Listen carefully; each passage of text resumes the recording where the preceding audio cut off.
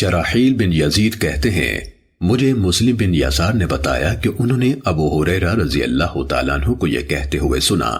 کہ رسول اللہ صلی اللہ علیہ وسلم نے فرمایا آخری زمانے میں ایسے دجال یعنی فریب کار کذاب ہوں گے جو تمہارے پاس ایسی احادیث لائیں گے جو تم نے سنی ہوں گی نہ تمہارے آبا نے، تم ان سے دور رہنا کہیں وہ تمہیں گمراہ نہ کر دیں اور تمہیں فتنے میں نہ ڈال دیں۔ عامر بن عبدہ سے روایت ہے، کہا حضرت عبداللہ بن مسعود رضی اللہ تعالیٰ عنہ نے فرمایا بلا شبہ شیطان کسی آدمی کی شکل اختیار کرتا ہے، پھر لوگوں کے پاس آتا ہے اور انہیں جھوٹ پر مبنی کوئی حدیث سناتا ہے، پھر وہ بکھر جاتے ہیں۔ ان میں سے کوئی آدمی کہتا ہے میں نے ایک آدمی سے حدیث سنی ہے، میں اس کا چہرہ تو پہچانتا ہوں پر اس کا نام نہیں جانتا، وہ حدیث سنا رہا تھا۔ طاؤس نے حضرت عبداللہ بن عمر بن العاص رضی اللہ تعالیٰ عنہما سے روایت کی، کہا سمندر کی تہ میں بہت سے شیطان قید ہیں جنہیں حضرت سلیمان علیہ السلام نے باندھا تھا،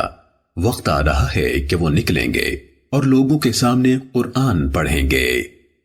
شام بن حجیر نے طاؤس سے روایت کی، کہا یہ یعنی ان کی مراد بشیر بن کعب سے تھی، حضرت ابن عباس رضی اللہ تعالیٰ عنہما کے پاس آیا اور انہیں حدیثیں سنانے لگا۔ ابن عباس رضی اللہ تعالیٰ عنہما نے اس سے کہا فلاں فلاں حدیث دہراؤ، اس نے دہرا دی، پھر ان کے سامنے احادیث بیان کی۔ انہوں نے اس سے کہا فلاں حدیث دوبارہ سناؤ، اس نے ان کے سامنے دہرا دی۔ پھر آپ سے عرض کی میں نہیں جانتا کہ آپ نے میری بیان کی ہوئی ساری احادیث پہچان لی ہیں اور اس حدیث کو منکر جانا ہے یا سب کو منکر جانا ہے